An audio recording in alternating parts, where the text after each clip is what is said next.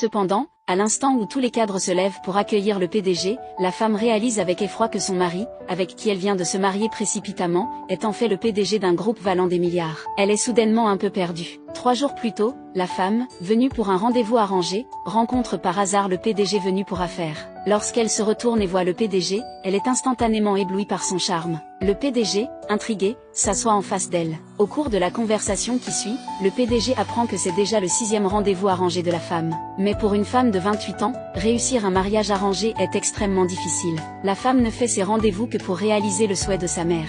Le PDG est surpris par l'honnêteté de la femme et commence à s'intéresser à elle. Pour éviter qu'elle ne se sente mal à l'aise, il ne révèle pas son identité de PDG. Cette conversation n'est qu'une rencontre fortuite. Pensant qu'après ce quiproquo, il n'aurait plus aucun contact, le destin réserve cependant des surprises. À peine rentrée chez elle, la femme reçoit un SMS de sa meilleure amie lui demandant d'aller la chercher à l'aéroport le lendemain. Le lendemain, la femme arrive à l'aéroport mais est désorientée par tous ces panneaux similaires. En se retournant, elle heurte accidentellement quelqu'un. Elle ramasse immédiatement les documents au sol en s'excusant. Puis elle réalise que cette personne n'est autre que l'homme du rendez-vous de la veille. Mais le PDG s'en va sans se retourner. La femme n'oublie pas de rappeler au PDG d'accepter le virement pour le repas de la veille.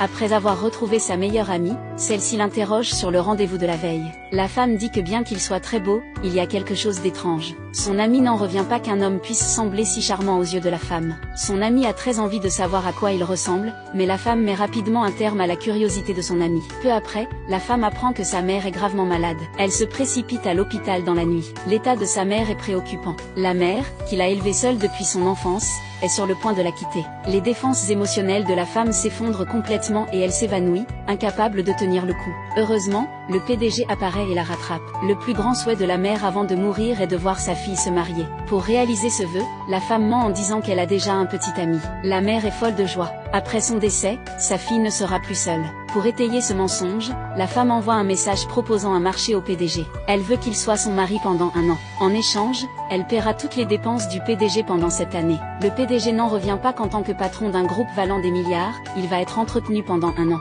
Puis il pense que sa grand-mère le presse justement de se marier. Il a devant lui une femme belle et douce. Pourquoi ne pas essayer? En apprenant que le PDG accepte, la femme affiche un sourire ravi.